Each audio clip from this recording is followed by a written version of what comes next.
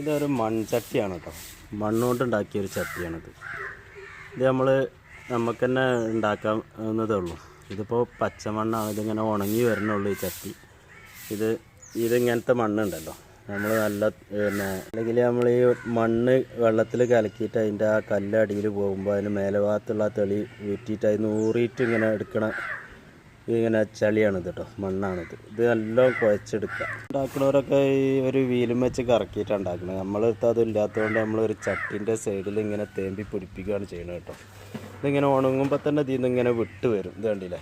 ആ വിട്ട് വരുമ്പോൾ നമ്മൾ അതുകൊണ്ട് മറിച്ച് വെച്ചിട്ടുണ്ടെങ്കിൽ നമുക്ക് അതുകൊണ്ട് ഈ ചട്ടിയിൽ നിന്ന് പോരും കേട്ടോ.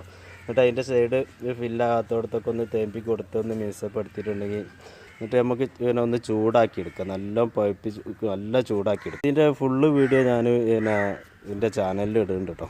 അപ്പോൾ അതൊന്ന് കയറി പരിശോധിച്ച്